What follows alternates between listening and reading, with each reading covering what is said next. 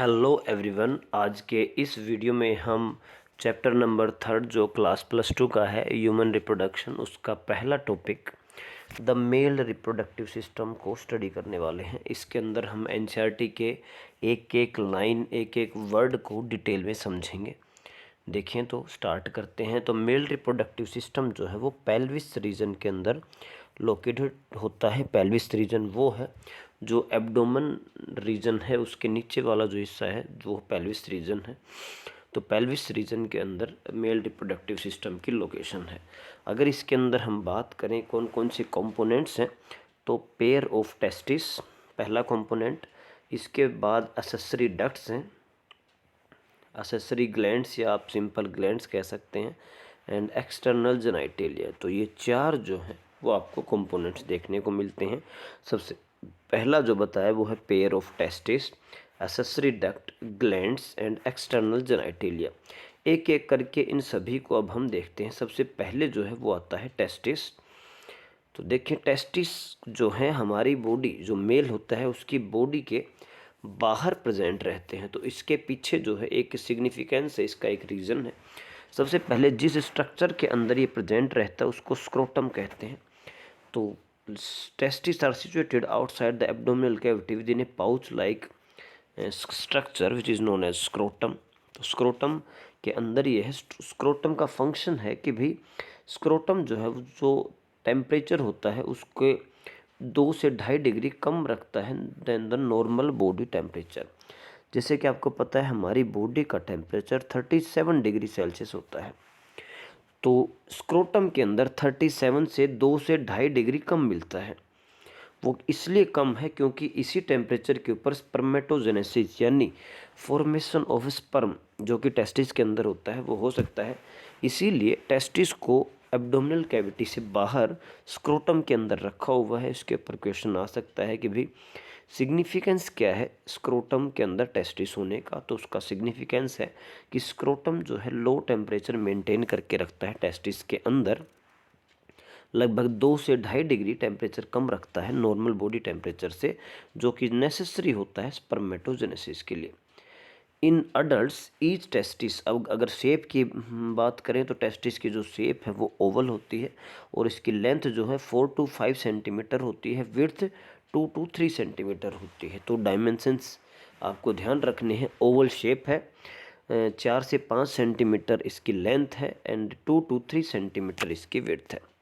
Testis के बाहर जो है एक डेंस कवरिंग होती है और हर टेस्टिस के अंदर लगभग 250 कंपार्टमेंट्स होते हैं, कोइल्ड कंपार्टमेंट्स हैं, जिसको हम टेस्टिकुलर लोब्यूल्स कहते हैं। तो हर टेस्टिस, जैसे कि टेस्टिस का नंबर 2 होता है, तो हर एक टेस्टिस के अंदर 250 कंपार्टमेंट्स है, यानी 250 टेस्टिकुलर लोब्यूल्स हैं। दोनों को मिलाकर, दोनों टेस्टिस को मिलाकर लगभग 500 टेस्टिकुलर लोब्यूल्स है। अब देखें हर जो लोब्यूल होता है, every lobule has 1 to 3 highly coiled seminiferous tubules. अब टेस्टिस के अंदर जो है 250 लोब्यूल्स हैं, टेस्टिकुलर लोब्यूल। हर लोब्यूल के अंदर 1 से 3 हम कह सकते हैं कि सेमिनिफेरस ट्यूब्यूल्स हैं। ये highly coiled tube like structure होते हैं जिसके अंदर स्पर्म प्रोड्यूस होते हैं, यानी जिसके अंदर स्पर्मेटोजेनेसिस नाम का प्रोसेस होगा। अब देखें जो स्पर्म, ये सेमिनिफेरस ट्यूब्यूल है, इसके अंदर 2 टाइप्स के सेल मिलते हैं। पहला जो सेल है उसको कहते हैं मेल जर्म सेल, जिसका नाम है स्पर्मेटोगोनिया।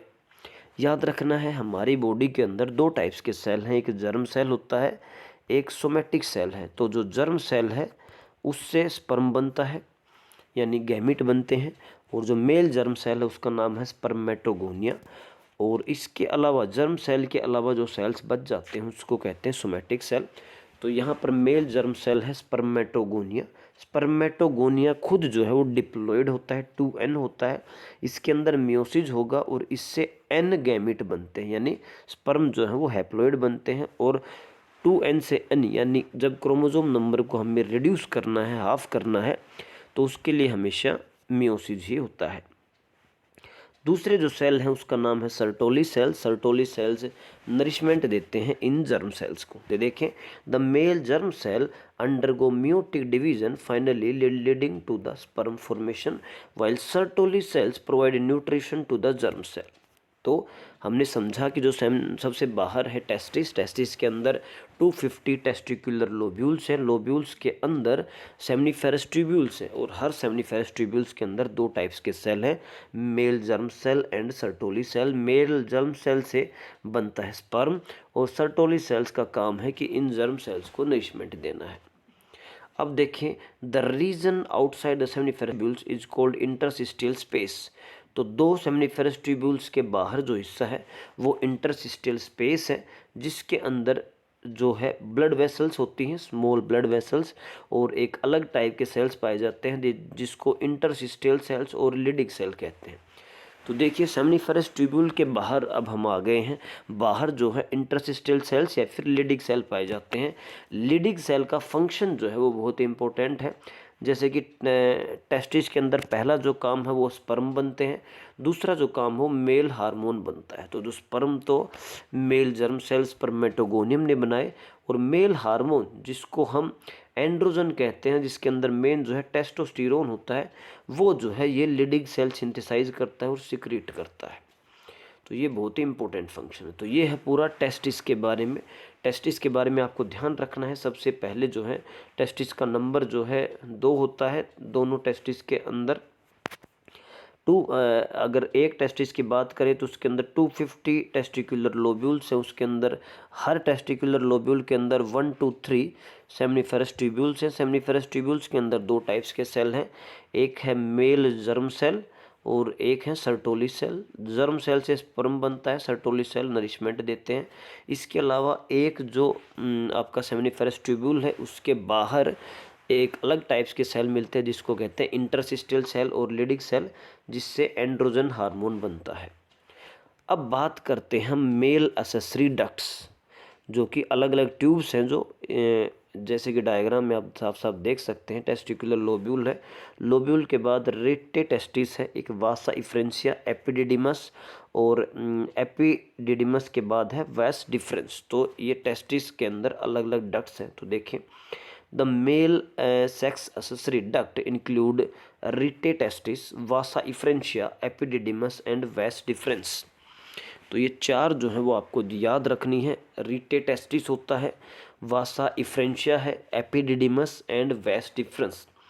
तो सेमनीफेरस ट्यूब्यूल्स जो हैं वो ओपन होते हैं वासा इफ्रेंशिया के अंदर थ्रू द रिटे टेस्टिस। जैसे कि डायग्राम में यदि आप जूम करके देखें तो सेमनीफेरस ट्यूब्यूल्स के बाद ये जो है रिटे टेस्टिस बनता है। थोड़ा सा कॉइल्ड पार्ट है, जो अलग अलग सेमनीफेरस ट्यूब्यूल्स रिटे टेस्टिस के थ्रू एक वासा इफ्रेंशिया एक डक्ट है उसके अंदर ओपन होते हैं।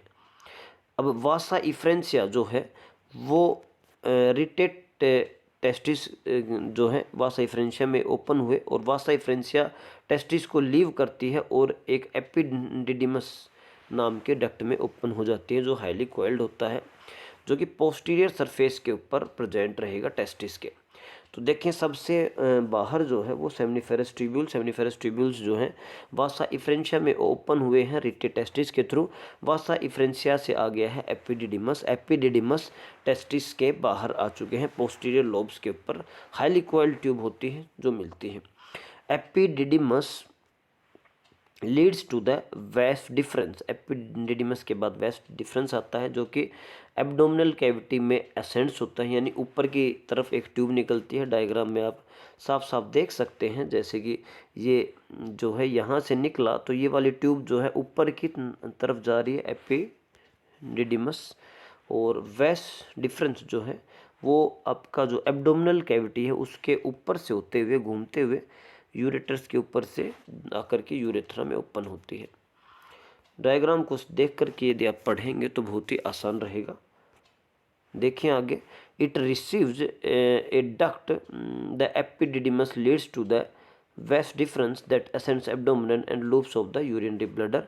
It receives a duct from seminal vesicle. तो ये यहाँ पर अलग अलग मेल के अंदर ग्लैंड्स हैं, सेमिनल वेसिकल से जो है अपना सिक्रेशन रिसीव करती है और यूरेथ्रा के अंदर ओपन हो जाएगी एज द इजैकुलेटरी डक्ट, यानी जिसके अंदर इजैकुलेशन होगा। इजैकुलेशन किसका होगा? तो सीमन का होगा, जिसको हम कहते हैं सीमन। और सीमन के अंदर क्या होता है? एक तो स्पर्म आ रही है पीछे से टेस्टिस से, और ये जो मेल के अंदर अलग अलग ग्लैंड्स होती हैं, सेमिनल वेसिकल है, bulbo urethral, Cowper's gland, prostate gland, ये जो है अपना सिक्रेशन देती हैं। तो सीमन के अंदर इन जो ये ग्लैंड्स, इनका सिक्रेशन जिसको सेमिनल प्लाज्मा कहते हैं, ये है साथ में स्पर्म से, जो कि इजैकुलेटरी डक्ट के थ्रू ओपन होती हैं। These duct store and transport the sperm. तो इनका फंक्शन आ चुका है कि ये स्टोर करती हैं और ट्रांसपोर्ट करती है स्पर्म को, कहाँ से? टेस्टिस से लेकर के आउटसाइड थ्रू द यूरेथ्रा।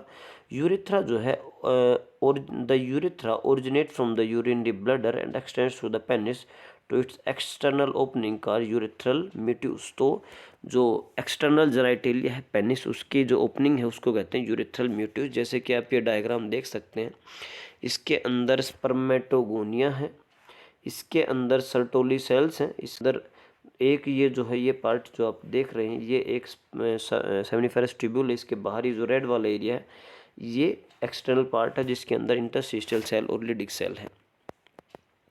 अब मेल एक्सटर्नल जेनाइटेलिया की अगर बात करें तो वो एक स्पेशल टिश्यू का बना हुआ होता है, जो कि इरेक्शन में हेल्प करता है, जो कि फैसिलिटेट करता है इंसेमिनेशन, यानी फीमेल रिप्रोडक्टिव ट्रैक के अंदर स्पर्म्स को इंजेक्ट करने में। The enlarged end of the penis is called glans penis. तो जो एंड होता है अनलार्ज पार्ट पेनिस का, उसको हम ग्लैंस पेनिस कहते हैं, जो कि एक लूज स्किन के द्वारा कवर्ड होता है, जिसको हम फोर स्किन कहते हैं। अब अगर बात करें मेल असेसरी ग्लैंड्स की, कि भी मेल के अंदर कौन से ग्लैंड्स पाए जाते हैं, तो इसके अंदर याद रखना है नंबर भी, तो 2 तो होते हैं सेमिनल वेसिकल, 2 ही होते हैं बल्बो यूरेथ्रल, या उसको कहते हैं काउपर्स ग्लैंड, और सिंगल होता है प्रोस्टेट ग्लैंड। अब क्या होता है इनके अंदर जो सिक्रीशन है उसके अंदर क्या क्या होता है? तो इसके अंदर fructose, calcium and certain enzyme. इसके अलावा जो बल्बो यूरेथ्रल ग्लैंड है ये लुब्रिकेशन में भी हेल्प करती है। तो जो ये ग्लैंड्स हैं जो इनसे निकलता है पूरा सिक्रीशन, उसको कहते हैं सेमिनल प्लाज्मा। और सेमिनल प्लाज्मा के अंदर फ्रक्टोज काफ़ी अच्छी मात्रा में मिलता है, कैल्शियम है, बहुत सारे एंजाइम्स हैं जैसे कि प्रोस्टाग्लैंडिन्स है। और इसके अलावा बल्बो यूरेथ्रल जो ग्लैंड है, काउपर्स ग्लैंड है, ये लुब्रिकेशन भी देती है, पेनिस को ड्राई होने नहीं देती है। तो ये था स्टूडेंट्स आज का लेक्चर मेल रिप्रोडक्टिव सिस्टम के बारे में। यदि आपका कोई भी डाउट है तो कमेंट करके पूछ सकते हैं। यदि आपको कोई चीज़ समझ नहीं आई है तो वो भी आप कमेंट बॉक्स में बता सकते हैं। अगले लेक्चर में हम देखेंगे फीमेल रिप्रोडक्टिव सिस्टम।